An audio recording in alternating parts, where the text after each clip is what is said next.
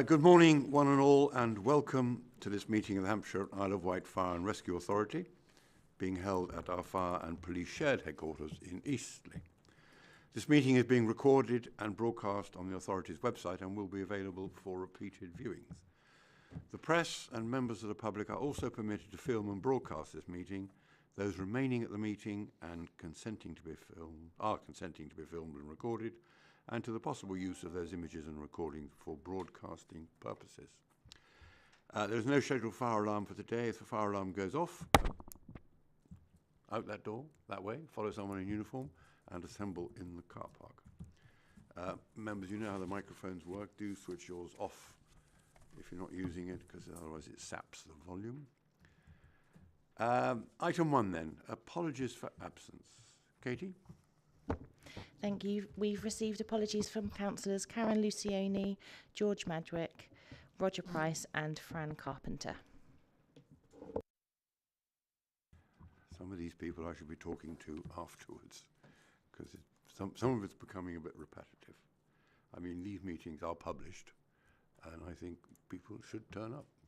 That's just as a mere simpleton. Okay, thank you. Item 2, declarations of interest. Anyone got any declarations of interest? No? Okay.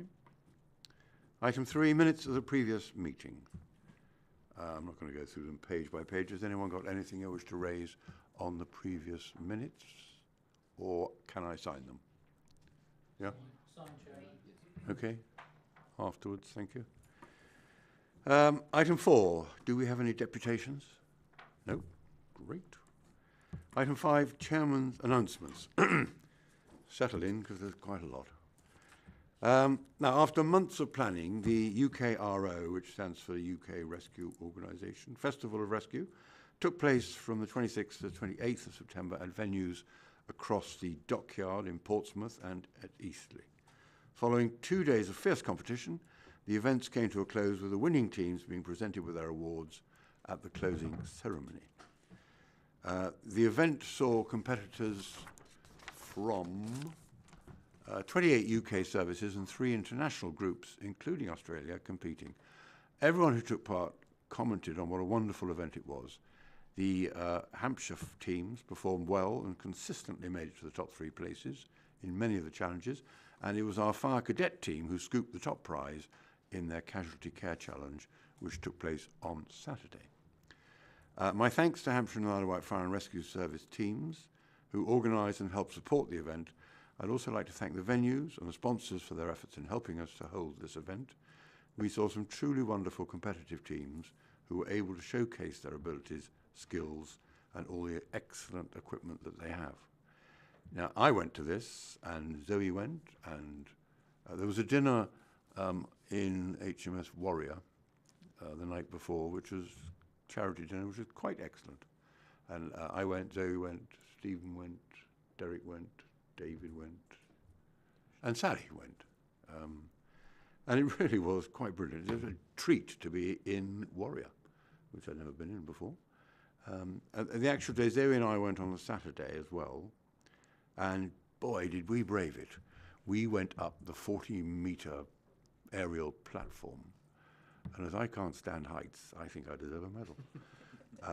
But it afforded us the most wonderful view over our 2 aircraft carriers who were in port at the time.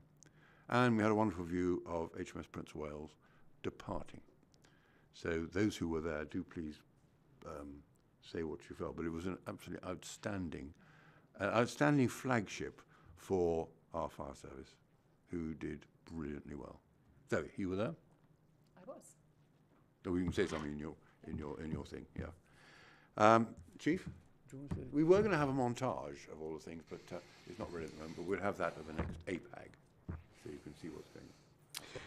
Thank you, Chairman, and particularly thanks to Rob Cole and his team for organising and making it a reality, but also to the authority for your support, and the Commissioner was also there as well. So having a showcase of rescue across the UK here in Portsmouth was so good for us as a service, as well as good, obviously, for the place.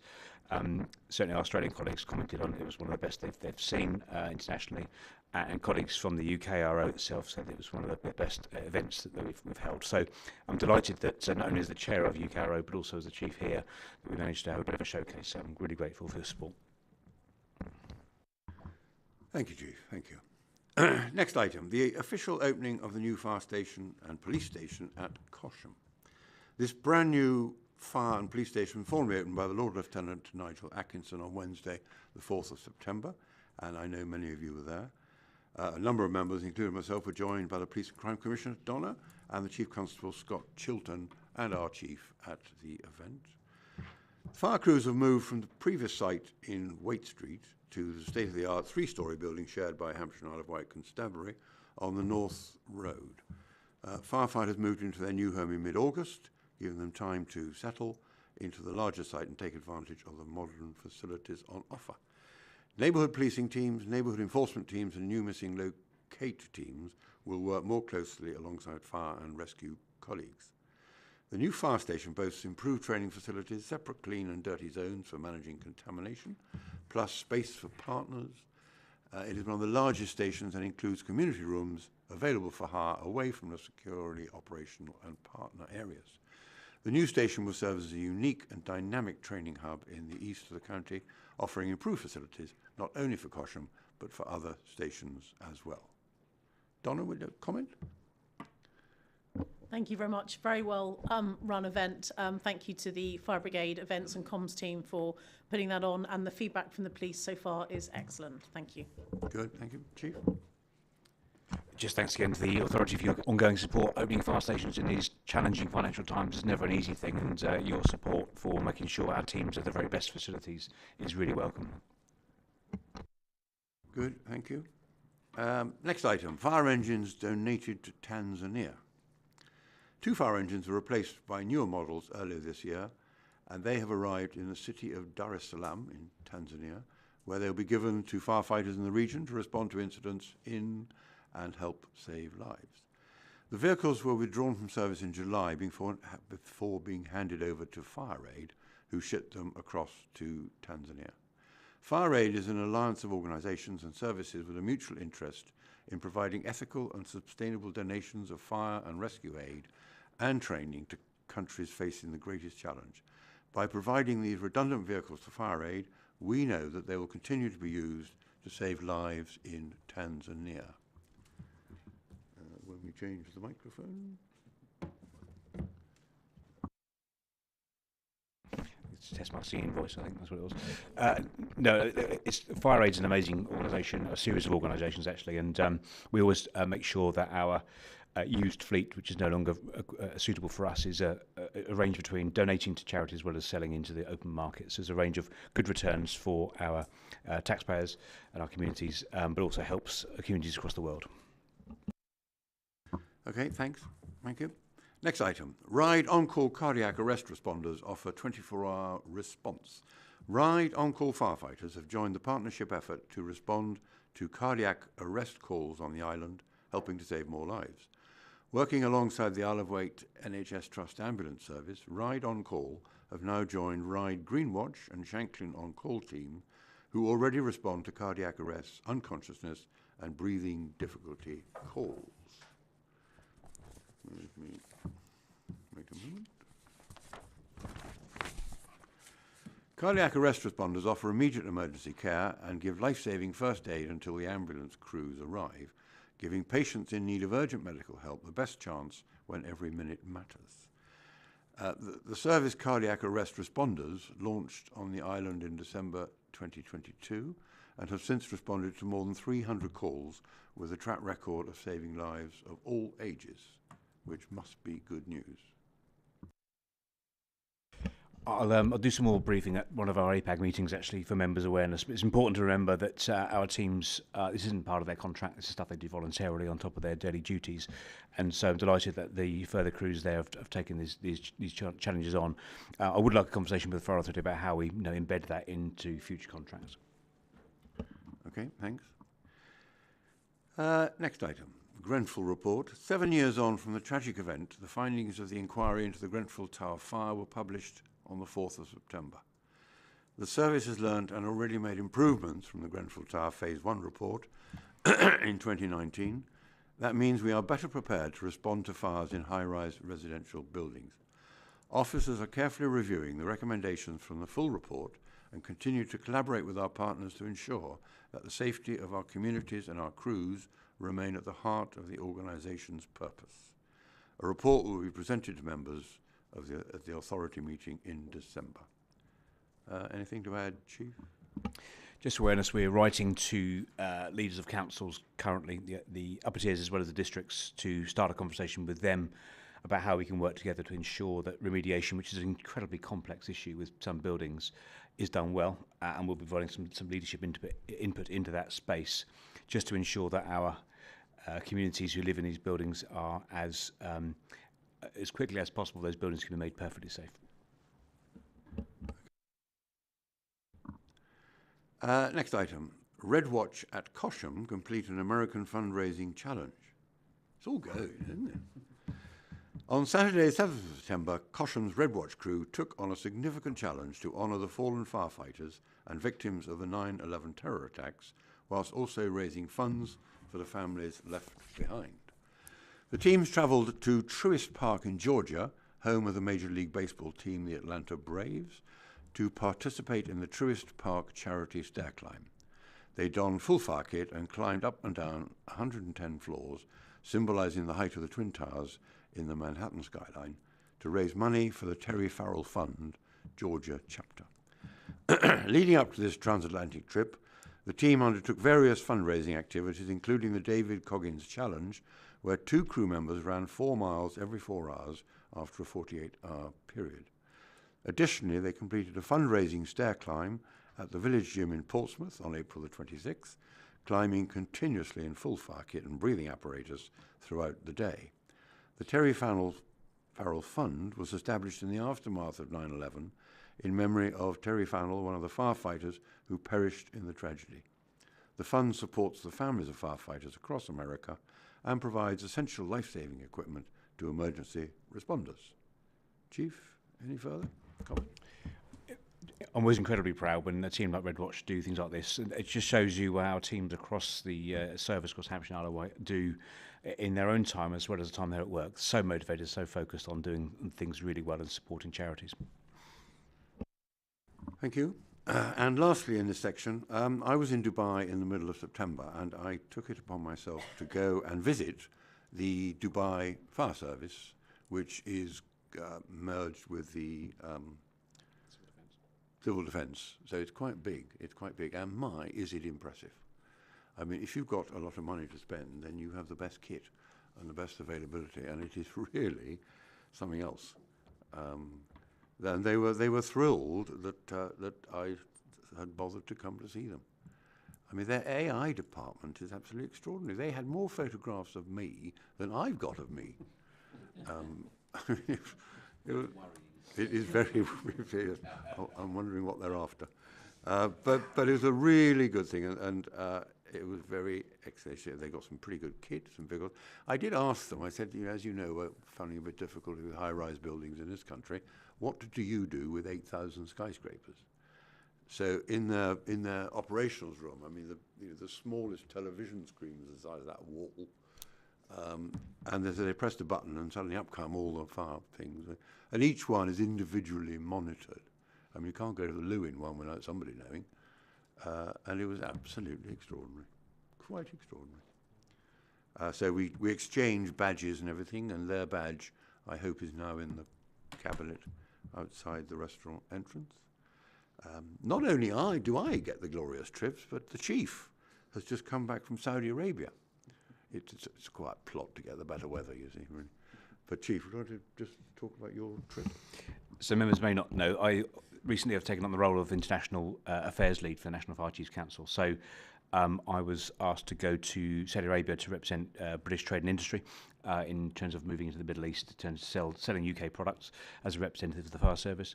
I would add that no costs were incurred by the fire authority or the fire service, all paid for by either the Saudi Arabia or indeed the trade industry. So nonetheless, while I was there, I managed to connect, like the chairman did, with their civil defence arrangements. So make sure we can learn the very best we can from around the world, but equally share the things we do really well, and they're emerging into this new capability, and certainly the building in Saudi Arabia is enormous, and they've got lots they can take from the UK as well as other countries. Thank you. Thank you. Right. Moving on. Item 6. Members, developments. Members, if you have anything to say on what you've been doing since the last authority meeting, Zoe? Thank you, Chair. Like you said, I also attended the UK RO, and I think the highlights were the charitable dinner on the HMS Warrior, but also going up the 40-metre platform with yourself, Chair, was fantastic. I'd like to extend my thanks to Rob and his team. It was an excellent event, well organised, and we witnessed that firsthand when we went round on Saturday, seeing all that was happening from water rescue, car rescue, casualties, emergencies, rigging and rope rescue. And I also just want to extend that thanks to the volunteers, because those volunteers were the casualties, were those being rescued either in water or at height. So it was a fantastic event. As champion of children and young people, I do also want to recognise the fantastic achievement of our cadet teams that came first out of 10 cadet teams, which was fantastic, and also to thank their team, which to name is Fleur, Lloyd, Craig and Joe. That was an outstanding achievement for their first time, I believe, in entering that rescue challenge. So fantastic.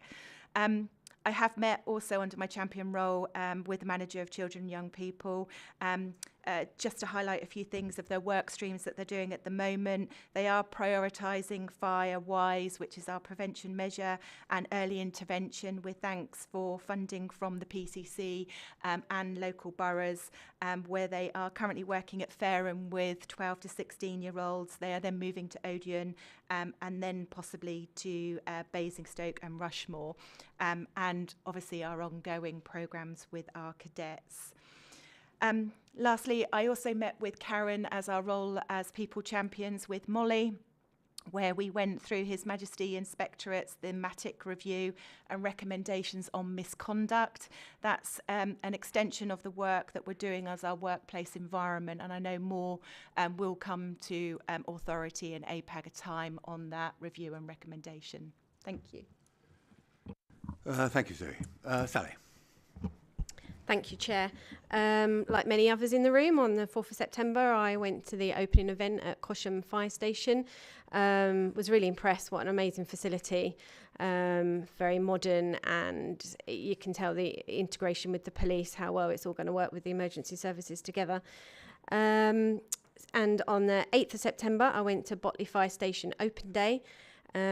Dodged the downpours. I'd never seen an open day so busy. Obviously, I missed the Redbridge one back in August.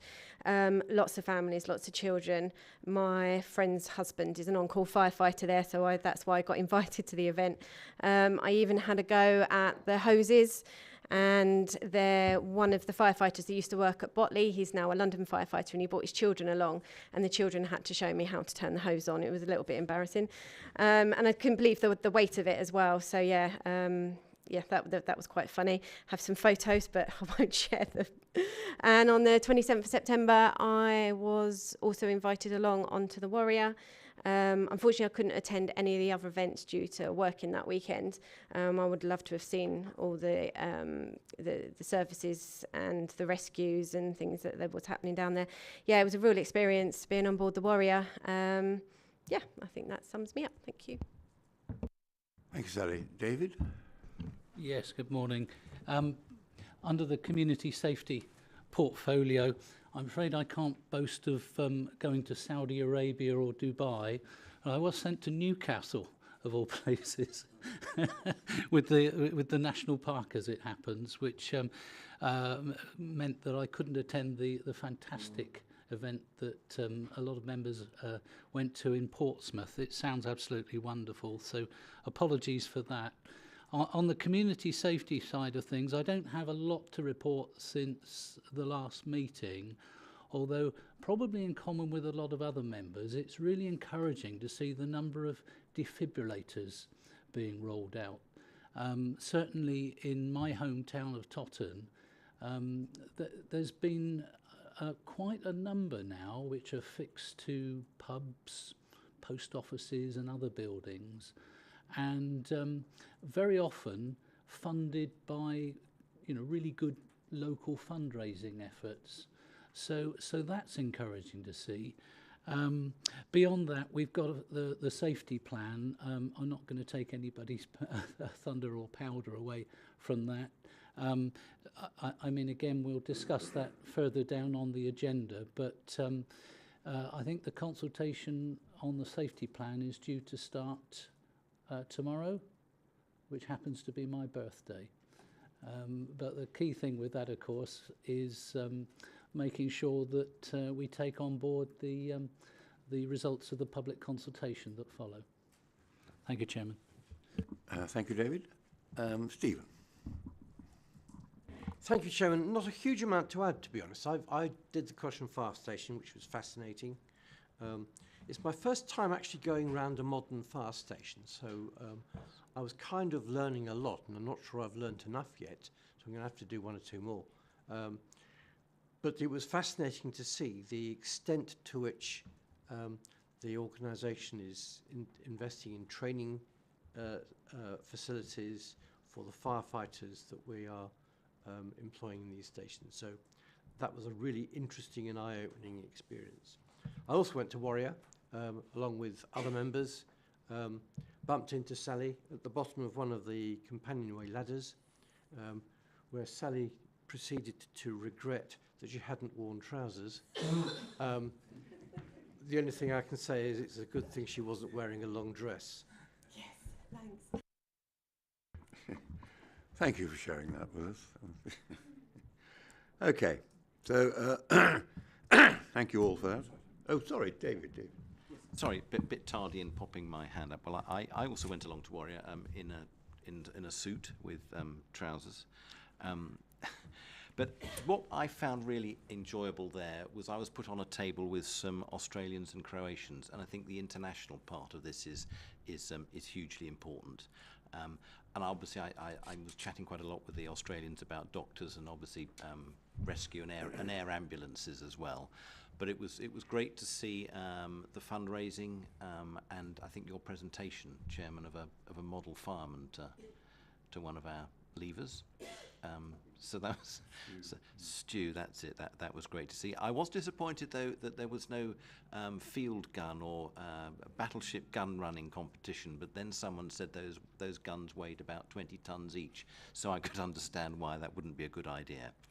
I also went along to the Cosham Open Day, and that was fascinating. And as a follow-up from that, I arranged with Tony Parker and Richard Corbett, the Chief Executive of the Hampshire and Isle of Wight Air Ambulance, to go and have a look, because as many of you will know, the Air Ambulance is looking to move to Eastleigh and is looking to build in an existing building.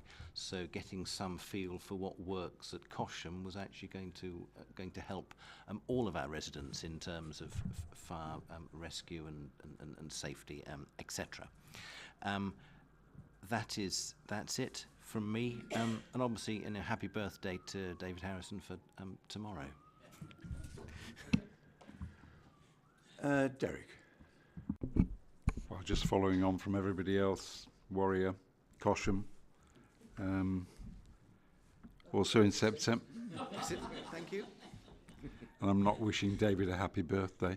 It'd be repetitive, David. Cake for you. No doubt Neil can arrange a drink in Saudi Arabia for you. We're quite active in standards and governance meetings in September as well, which has happened since the last full authority. And that's about it for the moment. Thank you. Good, thank you, members. A lot going on, which is very encouraging. Just a point of technicality. You are in a naval warship, not on it. I happen to know. I've just finished a new talk called The Sinking of Bismarck, and it's talking a lot about naval ships, and you are in a ship, not on it. It's one ship you wouldn't want to be in at the time. Well, Bismarck, no. Okay, thank you. Moving on. Item 7, which is a safety plan change to the Year 5 activities and approval to consult 25-30 plan. And I would invite Shantha to introduce this report, please. Thank you, Chairman, and good morning, members. Delighted to present this report, which focuses on the safety plan. And the two component parts of the report are seeking your approval to change one specific activity related to efficiency for this year of the 5th year of the current safety plan, and then separately to make a decision to approve our consultation plan so the consultation can commence in short order. So as a reminder, the Fire Authority Service Plan is your long-term commitment from yourselves as an authority to the community on how the service will work to make life safer. And the safety plan is always based on an analysis of our environment. It's listening to community groups' needs, wants and ambitions. It's informed by sector practice and the professional judgment of our staff. And of course, it is shaped by public consultation. And what I'd like to do is take you to paragraph 7, which is a very brief recap of this year's, so year 5, activities. So you'll remember that the policy framework is in train, and I have brought a number of policies for your approval in recent times. Also, the production of the next safety plan for the next 5-year period, which is obviously what we're going to be discussing later on in the report. Then the third one around delivering in-year efficiencies, which is the activity which we are going to need to change the wording on that. And the wording on that is in paragraph 5, which points to a more specific activity around identifying and implementing where possible savings. And then the final 3, fireground contamination, you've been well cited on, and of course already in the members' development points, you've referred to your visit to Cosham, which is again the latest example, or new example, of how that management of fireground contamination is baked into our estate and our procedures. The Grenfell Inquiry Phase 2 report, following the publication of that, of the inquiry, output, that will come to you later on this year. And then finally, the ongoing implementation of national operational guidance and embedding that within the service. So that's the recap of this year.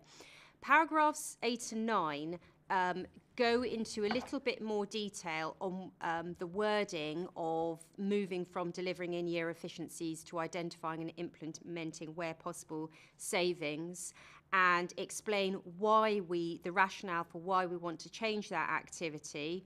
And also then, under paragraph 9, points to 7 areas which will identify and implement specific savings. And again, I'll be happy to take questions at the closure of this report's presentation. It also links to the next item, which the Chief Financial Officer will be presenting.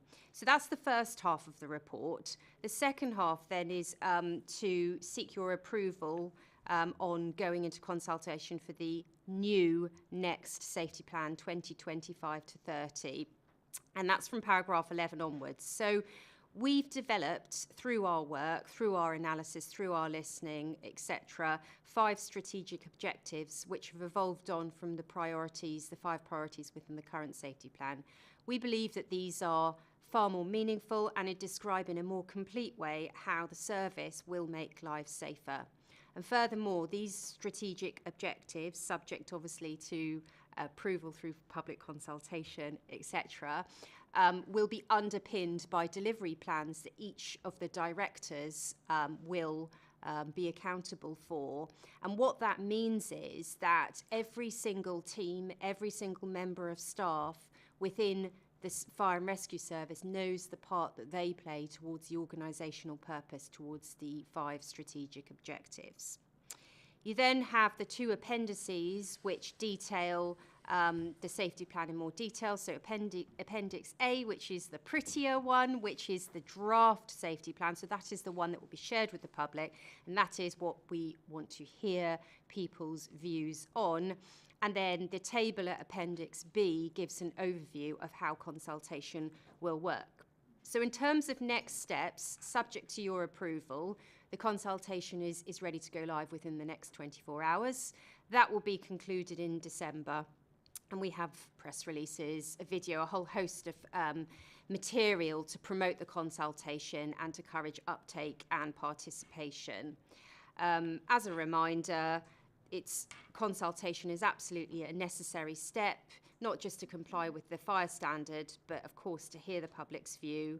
And then when we're developing the final safety plan, what approach is best to meet community risks. So once the 10-week period of consultation is over, there will be reflection, analysis of data and themes that come out, and then I will bring a report back to the Fire Authority in February, so I believe that was the first meeting of 2025, with a final service plan for your approval.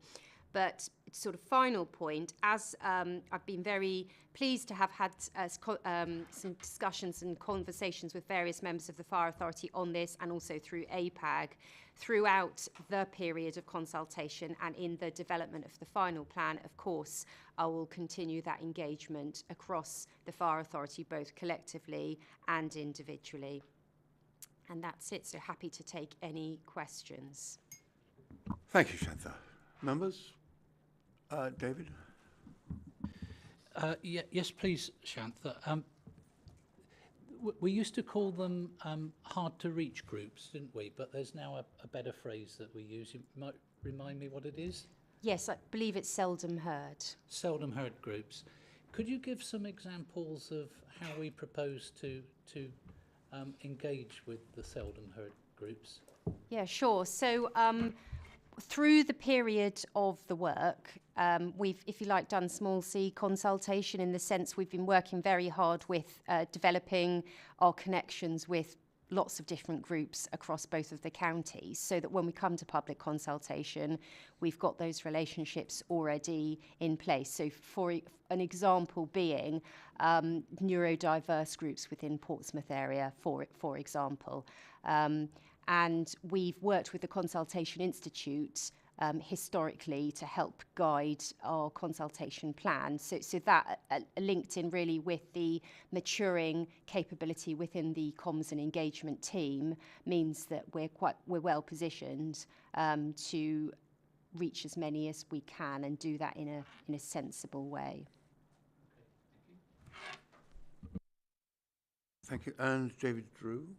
Yes, thanks, Chairman. Actually, following on from David Harrison's point about the seldom heards, it's the I'm interested to know about the didn't knows. In other words, those who didn't know there was a consultation taking place, because I think and I'm very keen to ensure that we consult as broadly as possible and get the message out as broadly as possible. So I'd welcome any comment on how we're going to ensure that. The other question I had, Shantha, you mentioned paragraph 9, 2, and there's an item there about income generation. It's one of the things that local authorities are not best placed, and it's not generally top of their priorities to try and generate income, but it's becoming more and more important that we do. And I was wondering if you could expand on areas where we can be innovative and entrepreneurial in generating some of the income, because as we know, when we get to the budget, we're spending a bit more than we've got available. So anything that we can do to help that would be hugely helpful. Thank you. Thank you. I'll take the second question first. So a great example of that there's two examples that come immediately to mind, are our estate and sharing with partners, and leveraging that as an asset, but also thinking about something, again, tangible, is our learning and development facility, our live fire, and really maximising the opportunity to deliver and then to obviously receive income for that. So, for example, the smaller fire and rescue services. So we have, so like the Channel Island fire and rescue services who won't have that capability, or indeed the airport fire and rescue services too.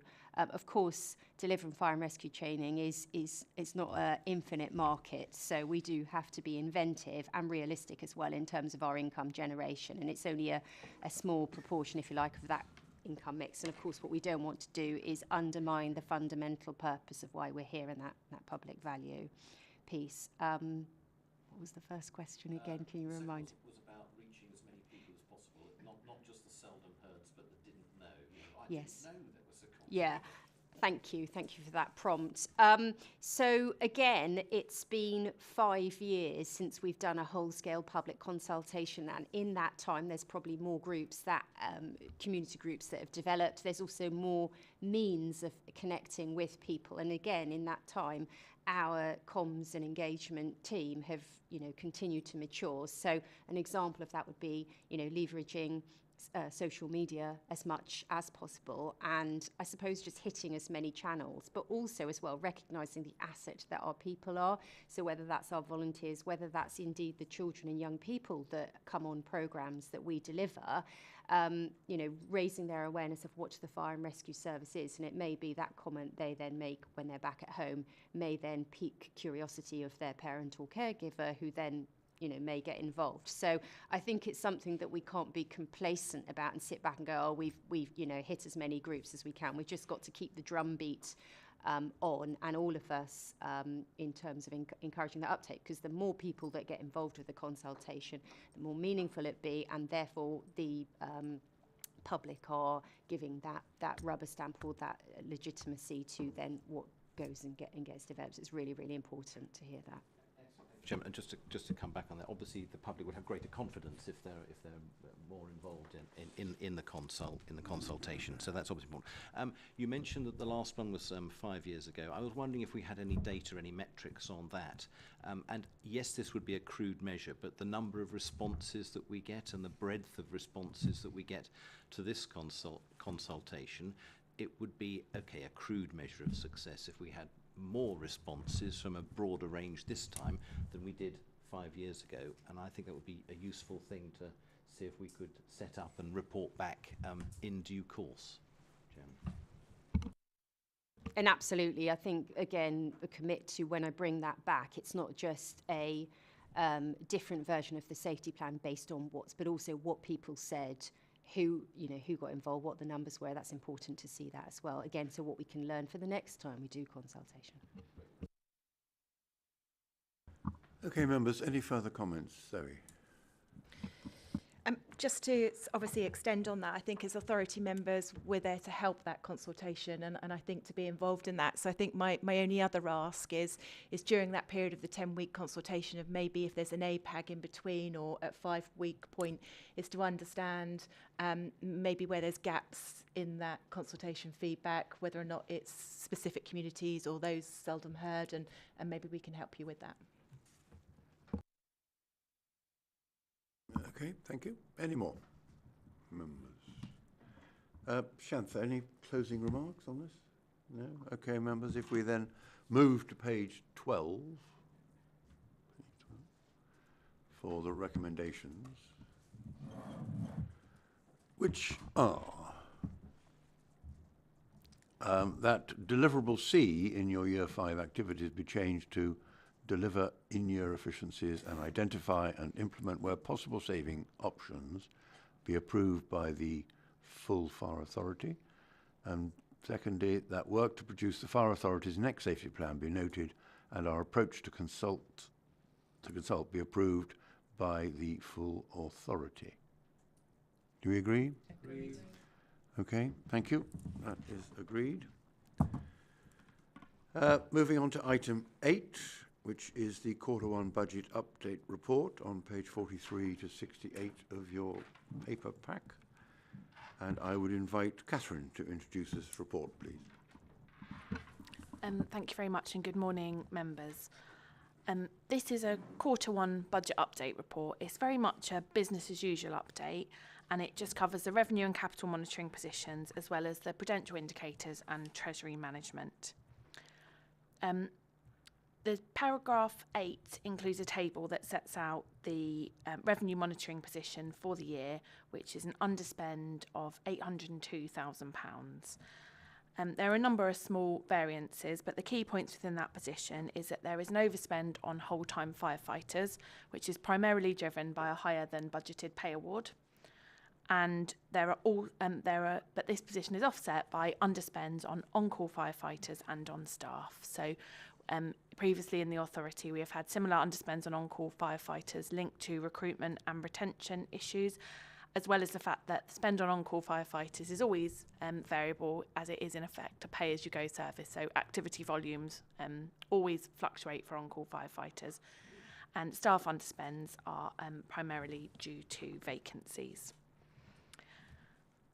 Paragraphs 10 to 13 describe progress on the efficiencies and savings programme. So this links to the points that Shantha previously covered in the previous report.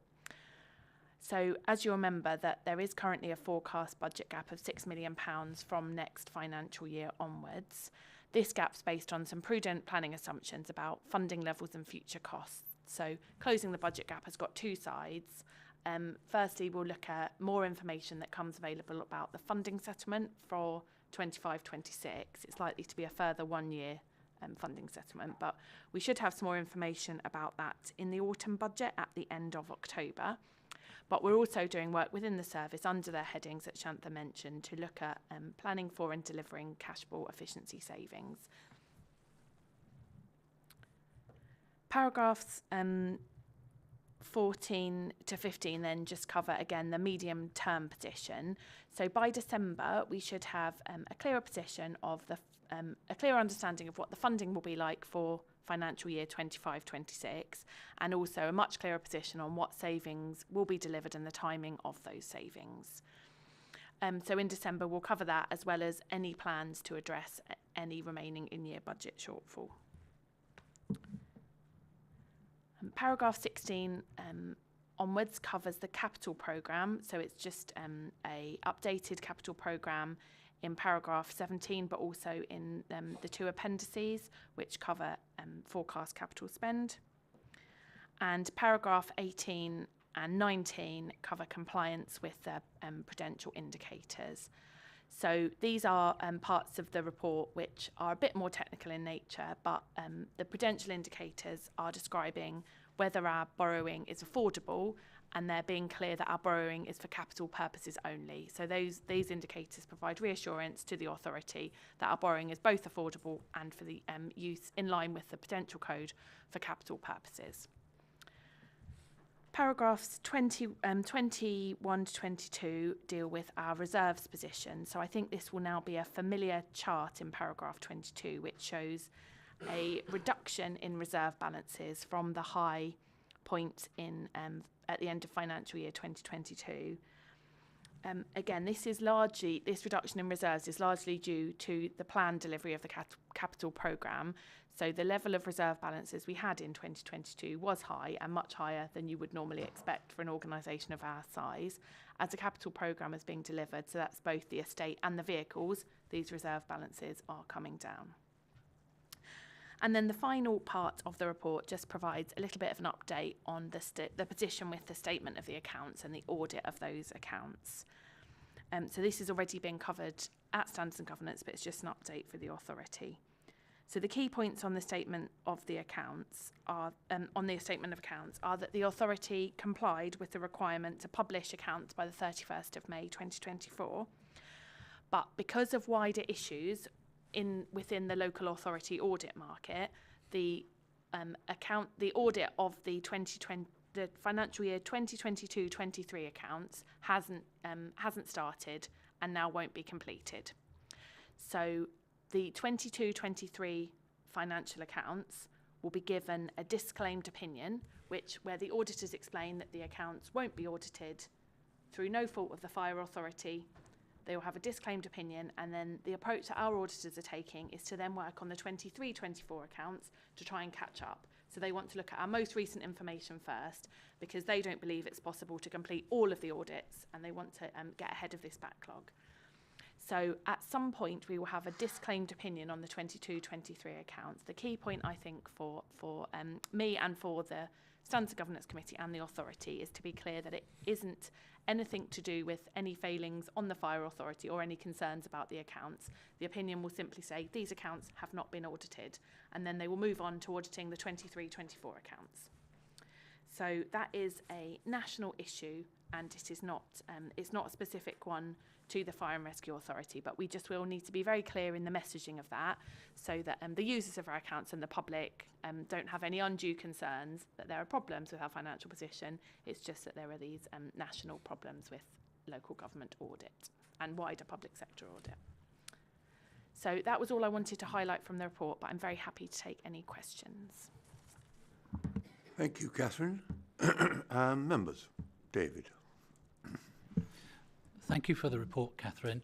I'm sure we've talked before about the difficulties that we get with yearly cash settlements from government, and I think representations have been made. Have they been made with the most recent government, and have we got any indication that we might look forward to sort of 3-year settlements or 5-year settlements? My understanding is that from next year there will be a 3-year settlement, but this year it will again be a 1-year settlement, and I think that's to do with the work necessary to achieve a 3-year settlement in the time that's available. So my anticipation is the autumn budget will be a 1-year settlement, and then after that we'll be moving to 3-year settlements, although I do feel like I've said that every year, that we will be moving next year to 3-year settlements. So that is our anticipation. Well, all I can say, it would be very welcome if indeed it happens, yes. Just on that point, Neil and I have written to Treasury people. Neil, do you want to comment? Yeah, following I suppose a collaboration between the National Fire Chiefs Council with Catherine as our finance officer, as well as the chair and I, we've written recently, and I will share this around, I admitted it yesterday, with members, just to key departments, the Ministry of Housing, Communities and Local Government, and Treasury, really pointing out some of these main issues about current costs, obviously running the island, with the Isle of Wight as well, but also the single year settlements, as well as the request for freedoms for the Fire Authority to decide around council tax. So a couple of key things. I'll make sure this is circulated. So it just refreshes our asks, which aren't new asks to the civil service, of course, but they're obviously new asks to ministers who are newly in post. So we'll continue that. Those letters, or something like them, will be coming from all services across England, at least. So that hopefully will land with a bit of a splash. Whether it will have an effect or not is a different question. But nonetheless, we can only ask and state our case. But I'll circulate that to members. Thank you, Chief. Stephen. Yes, thank you, Chairman. I've been looking at the budget monitoring, which shows a headline of an underspend of 802,000, and the small print is very clear. There's lots of issues in this. I think my concern is this masking some level of unsustainability in the organisation? The reason I say that is because we're talking about vacancies in the whole-time firefighters. We're talking about, amongst other things, ongoing recruitment and retention challenges. And then we're talking about the uncertainty due to the Green Book pay award for non-operational staff. So that's really my question. To what extent is this sustainable? The underlying aspects of it sustainable, and to what extent do we have a real problem we've actually got to address? Thank you for that. Catherine? So I think there's a couple of separate parts to that. On-call firefighters, the recruitment and retention of on-call firefighters remains a national challenge, and although it creates a financial underspend, it obviously creates pressures within the service due to the absence of those people. So the pay award for on-call firefighters for this financial year, which is to be implemented in January, so you can't see most of the effect of that, has represented a really significant increase in the retainer for on-call firefighters. So work is underway at the moment within the service to understand how that will affect our own on-call firefighters. My understanding is the anticipation of those who agreed the pay award was that it would boost availability, so people would be paid more and they would deliver more. So it's possible that when but it really is sort of an individual decision for each person about what sort of contract they will take up under the new framework. So there's a possibility that will improve next year with the higher spend. We know we will spend more, but we hope to see that availability will also improve. So that is a service issue, and the pressure caused by that pay award is factored into the budget gap for next year. So we've anticipated that budget gap within the budget gap for next year. So I think does that answer the specific question on call firefighters? Absolutely, Chairman. But in a sense, it wasn't a specific question on any of them, although it might raise specific questions on each of them. I'm really concerned as to whether or not the service remains sustainable functionally, given the issues we've got. So from a financial point of view, the answer to that is yes, we do need to plan for and deliver savings, but planning for and delivering those savings will keep the service in a sustainable medium-term position. If it's not possible to plan for and deliver savings in time, there are other actions we could take which would reduce our medium-term financial sustainability, but would in effect allow us to bridge the gap while savings are delivered. What is really a really important part of our financial position is that every year we contribute £6.7 million to reserves for future spend. So should we be in a position where we had an unexpected financial shock or we were unable to bridge a budget gap, we could use that as sort of a balancing figure to see us through until we were able to bridge a gap. But that is in effect us putting money aside for the future every year. And I think it's a really strong position for us to be in to continue to do that. And indeed, the Fire Authority's financial principles tell us that we should prioritise continuing to do that.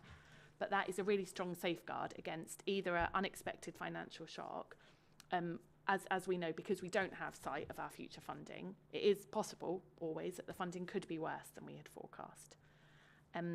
The other point to note is that our budget gap is based on prudent assumptions. So I am hopeful that the position will be no worse than we have forecast. So we always make very prudent assumptions. Should the funding settlement turn out to be better, that will close the budget gap. But with the actions we are taking in terms of looking at and delivering savings, I'm not concerned that the authority isn't sustainable in the medium term. Thank you, Stephen. Chief, you wish to add something? Just to add, 'cause I think Catherine quite understandably is speaking from a kind of legal and financial perspective. I think from a sort of operational service, knowing how the finances are going to look longer term is always better for us because we can plan longer term. Having 1 year settlements is no good to us at all. And we are criticised across the country actually by the HMI CFRS for not being strategic enough. I think this service actually is one of the few that can really point towards being very strategic. But when you get an annual settlement, you can't be strategic because you don't know what you're going to get. So you can only do what you can do. Equally, having your hands tied around things like council tax and other things where you've got costs which are incurred, which are outside of your control as a fire authority and outside of my control, and in pay rises which are done nationally. We have inflation and those other things which affect our financial spending power. At the same time, no way of raising money other than income, which you've mentioned already, which is in our hands. But that's got a limit, of course, how much we can actually do. So when it comes to operational, the fire service itself, if the settlement, which Catherine's already mentioned this year, isn't better than this, then we do have difficult choices to make about operationally what we can continue to do and what we can't continue to do, and that's which members will know about, but equally the public will need to be prepared for too. Hence this consultation about the plan, but then further consultations around individual things we may have to do may be necessary in order to change what we do operationally to suit the funding which is available to us. Thank you, Chief. David Drew. Yes, thank you, Chairman. I must admit I'm of the school that believes that if Catherine says it's all right, then it almost certainly is all right. However, if I might apply the Ronald Reagan maxim, which I think is an old Russian proverb, proverai no doverai, in other words, trust but verify, I thought I would leap to paragraph... Thank you, Councillor, for the minutes. I thought I would jump to paragraph 9D, just as an example. It says other employee costs. I know it's only 176,000 overspend, and it says largely due to increased spend on secondments, brackets offset by increased income.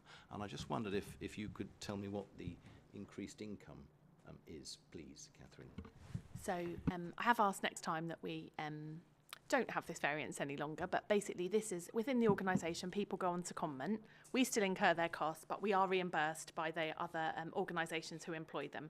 So it's a net bottom line zero. We have just, the way we report, this shows as a variance. So in the future, this will no longer show as a variance. We will have, we will be increasing both of those budgets to match. So we, within the organisation, there is no cost to us of these people being on secondment, and there is wider benefit from them going to other organisations and doing different things. There you go, Chairman. Proves the point I made to start with. Thank you. Thank you, David. Derek, with, I hope, another pithy comment as well. I did actually get an O level in Latin back in the 60s, but it's obviously going to be too much for the present company. If I may, just touch on two particular items. First of all, Catherine, excellent report. It's a bit of deja vu, French, in that for the minutes, that the 802,000 underspend, we're living off the lack of on-call firefighter availability. There's no harm in that under existing arrangements, but I'd just like to focus a little bit on two or three things. First of all, paragraph 17, under the capital expenditure programme, could you just summarise? I don't know whether it's you or Matt's area. I'm not quite clear on table 2. Prior years, 20.45 million on vehicle expenditure. Prior years. What does that mean, please? So this is just the way we tend to report our capital is we look at the sort of the life of the programme we had for those vehicles. So those are vehicles that are in the current replacement programme that have been purchased already, and you can see the future replacement programme in future years. To be honest, for vehicles it's probably slightly less helpful because on the estate it's more, you do want to see the previous year's spend on the same project. So you wouldn't want to be reporting a spend on Cosham, say, of £300,000 because that was all that was left in this year. But it's just giving a sense of in previous years as well as now, what's our spend on vehicles. So at some point when that programme closes, that vehicle spend will drop off and we'll start a new programme of vehicle replacement. Does that make sense? It does. So that's with depreciation then run through, I don't know, what, 15 years or whatever you do on your major vehicles, correct? So the depreciation for a local authority features really only in the statement of account. So this is just the actual purchase price of the cost of purchasing those vehicles in the past. Okay. The depreciation features in the accounts, but it is, from our point of view, an amount that is sort of a theoretical accounting amount rather than the amount that affects the how much we've got to spend. So depreciation works slightly differently. Okay, so there's no opportunity in with a healthy sum of, you've got £53 million of capital out there somewhere along the line. Is there any opportunity, if we're going to be short of funding for the next budget, is there going to be any opportunity to probably extend the life, extend the depreciation, so that we can run it into operating revenue budget? So looking at the life of our assets is definitely one of our themes on our savings programme. My understanding is our assumption about the useful life of vehicles is normally about 10 years for the larger vehicles, and we have increased that in the past. We just need to be careful. To 12 years. We just need to be careful about that because then you can end up in a situation where the running costs become higher because of the age of the vehicles and difficulty with parts, etc. But we do look at the useful life of our assets and the assumptions about what our reserves in the future will buy us. Alongside the changing the useful life of the assets, we also need to factor in to some extent the increased cost of these assets every year as well, because they are subject to inflation. But we do look at If I can just interject, can we just be careful that we don't start encroaching on figures and things that are in the exempt item?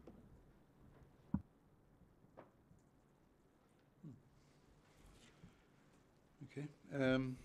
My other issue is on public presentation. You covered at the end the situation where the backlog on audited accounts has become quite an issue, and the way it's being reported now is something that's given us concern in the county, and we have written to the media this week in the fact that they're highlighting unaudited accounts. They're kind of more or less moving it into this is the reason that the organisations are in financial trouble, and that impression. Have we had any signs of that with the Fire Authority books at all? Does the public ever come on and say, no, quite?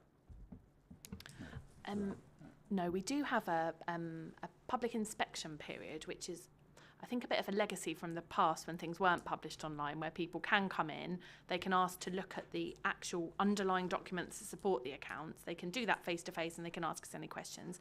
We've not had any, we had no questions during the public inspection period. We've also not had any sort of press or media interest in this, as far as I'm aware, but we would be prepared with an answer which links back to the national issues to do with the accounts and the fact that there aren't specific local issues relating to the Fire and Rescue Authority. Okay, thanks. And finally, subject of reserves in terms of public presentation. We've got unused reserves, used reserves, reserves that we may be able to use, reserves that are committed. We don't really break it down, do we? We have the, you've got one of your charts which reflects it, but people say, well, why are you looking for more money? You've got so many million in reserves. Should we break it down a bit more specifically as to what's on reserve and why it's there? Yeah, I think that's a fair challenge. In the reserve strategy, the fuller document, it does sort of set out not only what the purpose of the reserves is, but how much for each of those reserves is committed. It could probably be explained more clearly in this report that, in effect, the blue section committed to existing spend programme is genuinely all of the reserve that is already earmarked for something else. So we've got these relatively small amounts which are committed but to risk rather than to spend. So we're holding those against specific risks and specific reserves. So it's really the general fund part at the bottom, which is our reserve of last resort, which is not committed to anything. But I think it could probably do with some extra words within the document to explain that. So I shall bear that in mind for the future. Okay, thank you very much indeed. Or to keep the international flavour, Dankeschön. Thank you. Thank you, David. No foreign languages from me, but it was a question listening to asset life. I was just, and it's a general question about acquisition of assets, in particular appliances. I forget how many we got. Is it 60 or 100 overall in the authority? Well, whatever it was. So whatever. Say it's 100, and say they're lasting 10 years each. Are we buying 10 a year, or do we buy them in bigger chunks? Or are we buying them in bigger chunks? Because it always strikes me it's more efficient if we could buy a bit a year, because we've then got the option of letting, if we do need to extend the life, we've got more. But if we hang on to them, we've still got something in reserve before we let them go to worthy causes like Tanzania or wherever. Okay, I'm not sure bigger chunks is a technical term, but Matt? Yes, so we do buy them over multiple years, so they are spread out. We're in a bit of a unique situation currently because there was a hold on purchasing for various reasons over the last sort of 6 years. So there's a bit of catching up to do. So we're currently buying more than would be usual, if you like, but they're over a multi-year contract. So we are getting them sort of over several years, but it's more cost effective to give the supplier a slightly bigger sort of prize in terms of when you're procuring it. The way we look at it from the asset life point of view, we try and maximise obviously the use of the life of that asset. It normally comes down to two things. One is the wear and tear on the vehicle, and then the ability to get replacement parts at a sensible cost. And then the second bit is a link to the environment. So moving into the latest Euro engine helps because you've got greater fuel efficiency, but also it supports the services aim to reduce its carbon footprint. So it's the combination of those two things. And it's not a hard and fast sort of year 12, that's it, it goes. We do asset track all of our vehicles, so looking at mileage. So where mileage is lower in certain areas, they are circulated across the county to sort of maximise them out. So it's a combination of various factors. But yeah, when we replace, as we currently are, it'll be a few every year. At the minute, we're sort of averaging, because of that backlog, almost one a month at the moment, is what the kind of replacement cycle is, because there are vehicles to catch up on the replacement programme. And the point of that question was to ensure that we're being as effective as we can be in our purchasing, because how we purchase impacts on cash flow and how much we need for every year. If we're spending on a new vehicle, on new appliance once a month, that's 12. So that would be about, if we've got about 100, it's good to hear, and I think that's important. Thank you. Okay, thank you. Any more members on this item? Thank you, Catherine. As you know, it is my maxim also that if Catherine is happy, I am happy. But I'm going to have that translated into Latin to add a bit more gravitas to the next meeting. Okay. If I can draw you to the recommendations on page 43, which are that the forecast outturn position for financial year 24-25 be noted by the full authority, that the updated capital programme forecast, Appendix 1, A1 and A2, be approved by the full authority, and that the quarterly prudential indicators, Appendix B, be noted by the full authority, and that the quarterly Treasury Management Update report, including the Treasury Management Indicators, Appendix C, be noted by the full authority. Approved, members? Agreed. Agree? Okay, thank you. Thank you, Catherine. Moving on to item 9, Chief Fire Officer Appointment Committee. This is on page 69 of your paperwork. And I would invite Molly Rowland to introduce this, please.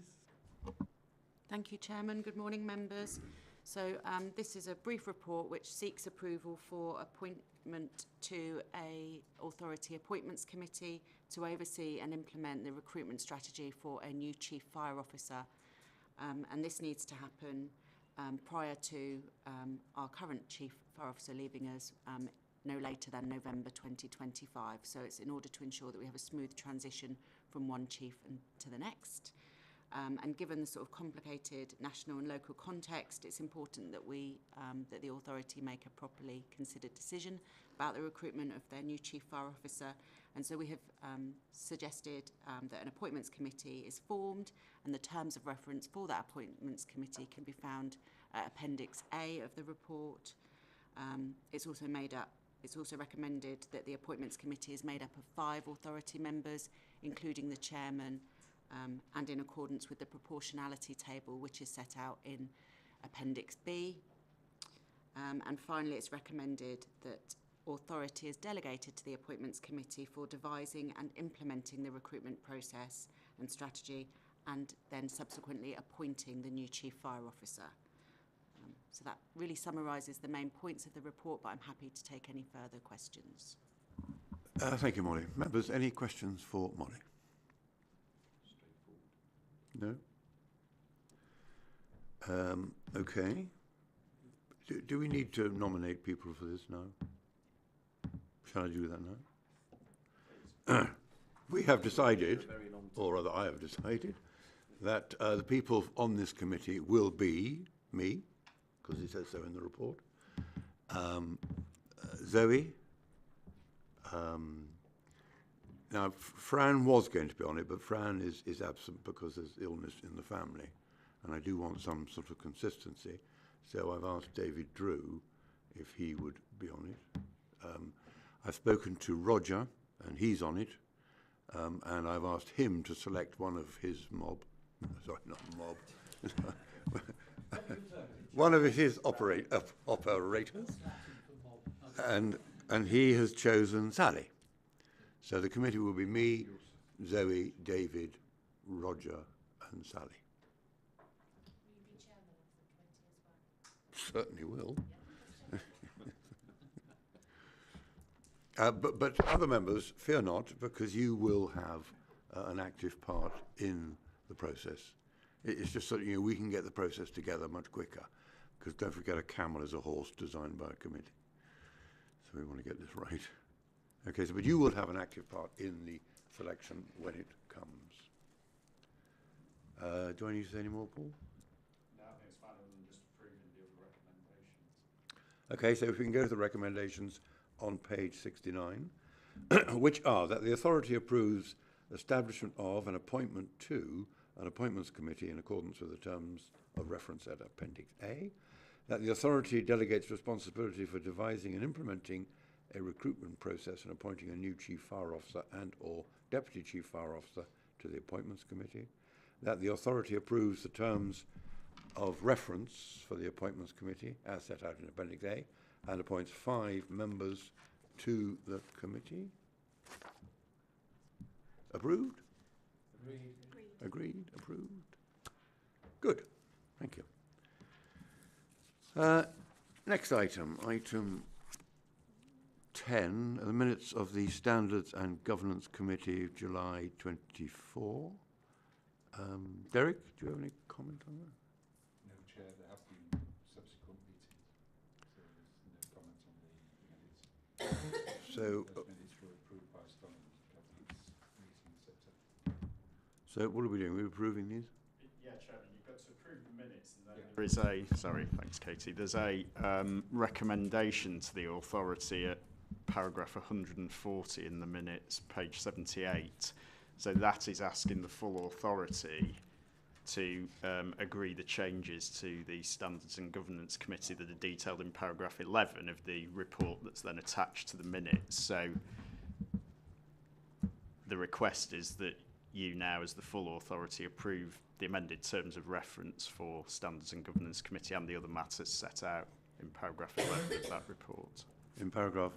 11 of the report that's attached to the minutes, it follows. So that's at page 81 is the bit of the report that's got the key bits in it. Page 81. So does that need to be read out? I would just raise one question. I would just raise one question on that. These particular minutes, I think it was these, or was it the last ones, made reference to we were considering an external member on the committee. Who was considering it? I think the plan is for officers to do a bit of work on the rationale. It's on page 82 at the bottom of the table at E. So the recommendation is to determine the rationale and benefits of the option to include co-opted members and review whether an independent member should be co-opted. And so I think that'll be brought back to a future Audit and Governance Committee if you agree to change the name in due course, Catherine. Yeah. That was my only other question. Has that Audit and Governance been formally approved? As Well, a change of that's this now, after hopefully, today? if the authority approves the recommendation here, yes. So, Paul, we are approving the changes on page 81 and 82. Yes. Do I have to read them all out? No. Thank goodness. Members, we are approving the changes on page 81 and 82. Do we approve? Approve. Good. Is that it? Is that enough on that one? Obviously to note the minutes. And to note the minutes. Okay, thank you. Now we are moving to item 11, which is an exclusion of press and public. I better just read this out.